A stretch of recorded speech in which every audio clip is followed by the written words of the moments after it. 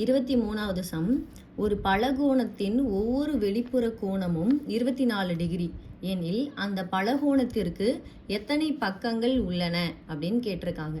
இந்த மாதிரி கோணம் வச்சு கொடுத்தாங்க அப்படின்னாலே, கோணம் அப்படின்னாலே நமக்கு ஒரு வட்டம்னு எடுத்துக்கிட்டோன்னா அதோடைய மொத்த கோணம் மொத்த டிகிரி நமக்கு என்னன்னு கிடைக்கும், 360 டிகிரிங்களா. ஸோ அந்த இதை மட்டும் அப்போ ஞாபகம் வச்சுக்கோங்க. அப்போ டீட்டா கொடுத்துட்டாங்க அப்படின்னா theta equal to 360 divided by n. ஏன்னா ஒரு கோணம் அப்படின்னாலே ஒரு வட்டத்துக்கு மொத்தமாக எவ்வளோ வரும், நமக்கு 360 அப்படிங்கிறது தான் வரும். அப்போ 360 டிவைடட் பை என். இங்கே என்னங்கிறது என்னது, 24 டிகிரின்னு கொடுத்துருக்காங்க. அப்போ 360 டிவைடட் பை 24னா அப்படியே அடிக்கலாமா, 6 நாங் 24 அப்படின்னு வருமா, 9 நாங் 36, இந்த 0 சேர்த்துக்கிறேன், திருப்பி 1 6 6, இங்கே 3 5 6 30.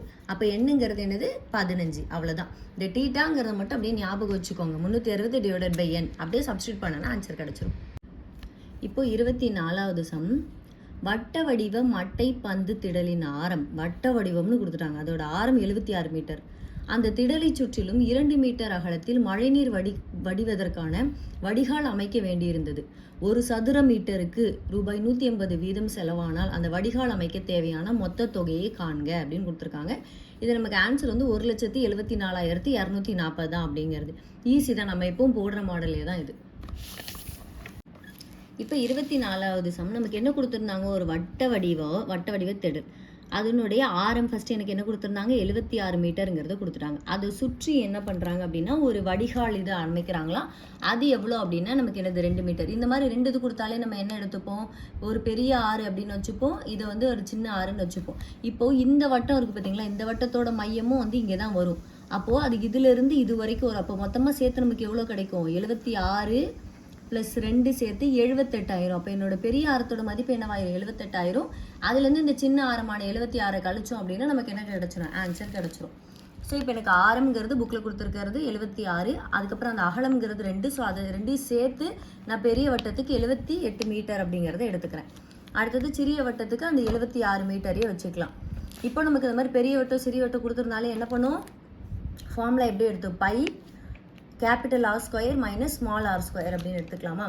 இப்போ எனக்கு நான் 78க்கு ஸ்கொயர், இப்போ அந்த பையோட வேல்யூ 22 டிவைடட் பை 7, 6 வந்து பெரிய ஆறு என்னன்னு கண்டுபிடிச்சி வச்சுருக்கோம், 78ன்னு கண்டுபிடிச்சி வச்சுருக்கோம். 78 ஸ்கொயர் மைனஸ் சின்ன ஆரோட வேல்யூ 76, ஸோ 76 ஸ்கொயர்.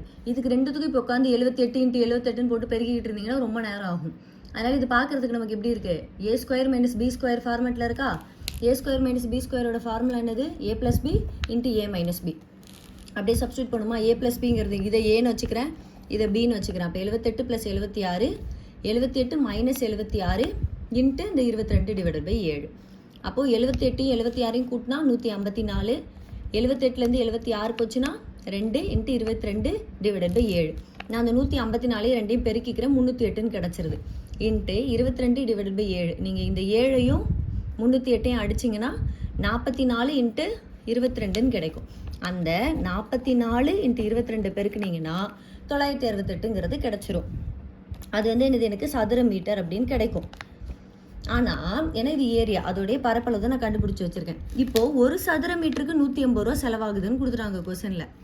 அப்போது இது மொத்தம் எத்தனை சதுர மீட்டர், 968 சதுர மீட்டர். அப்போ 968 × 180ன்னு போட்டால் நமக்கு ஆன்சர் கிடச்சிரும். இது இப்படி தான் போடணுமா, இவ்வளோ தான் போடணுன்னா கிடையாது, நமக்கு டக்குன்னு தெரிஞ்சிடும். நமக்கு ஃபார்முலா என்னன்னு தெரியும், நமக்கு pi R square minus R square. முன்னாடி ஒரு ஷார்ட்கட் சொல்லி கொடுத்துரு, பை வேல்யூ இருந்தாலே கொடுக்கப்பட்ட ஆன்சரை 11 பெருக்குங்க. ஆனால் இதுக்கு அப்படி பண்ண முடியாது, ஏன்னா இவங்க கேட்கறது பரப்பளவில் மொத்த தொகை கேட்குறாங்க. ஸோ பையோட வேல்யூ எனக்கு கொடுக்கல, அதனால நான் என்னது 22 டிவைடட் பை 7ன்னு எடுத்துக்கிறேன். ஆரோட வேல்யூ வந்து 78 ஸ்கொயர் மைனஸ் 76 ஸ்கொயர் இன்ட்டு என்னது 180 அப்படின்னு நீங்கள் போட்டுட்டு அப்படியே சிம்பிளிஃபை பண்ணிங்கன்னா கூட உங்களுக்கு அடுத்ததுலேயே ஆன்சர் கிடச்சிரும். ஸோ இவ்வளோ தான். நம்ம இதை கூட அப்படியே டேரெக்டாக அடிச்சுட்டு இதை சிம்பிளிஃபை பண்ணி எடுத்தாலும் உங்களுக்கு ஆன்சர் கிடையாது. இதை க்ளீனாக புரியணும் அப்படிங்கிறதுனால ஸ்டெப் பை ஸ்டெப்பாக போட்டிருக்கேன். அப்போ நமக்கு இந்த 968 180 பெருக்குன்னா என்ன கிடச்சிரும், 1,74,240 ரூபாங்கிறது கிடச்சிரும். ஸோ 25வது சம், கொடுக்கப்பட்ட கோணத்தை 360 டிகிரி கோணத்தில் இருந்து பின்வளை கோணம் கிடைக்கும் எனில் 60 டிகிரியின் பின்வளை கோணம் என்ன அப்படின்னு கொடுத்துருக்காங்க. ஆன்சர் வந்து 300. நம்ம ரொம்ப இந்த மாதிரி கோணம் கொடுத்துருக்கோம், அது பின்வளை கோணம்னா என்ன, அப்படியா இருக்குமோ இப்படியா இருக்குமெல்லாம் யோசிக்க தேவையில்லை. நமக்கு மொத்த கோணம் என்னால என்னது 360 டிகிரி தானே. அவ்வளோதான். நம்ம என்ன பண்ணிக்கலாம், அந்த 360 டிகிரியிலேருந்து கொடுக்கப்பட்டது எவ்வளோ 60, அதை கழிச்சிங்கன்னா என்ன கிடச்சிருது 300. இதுதான் ஆன்சர்.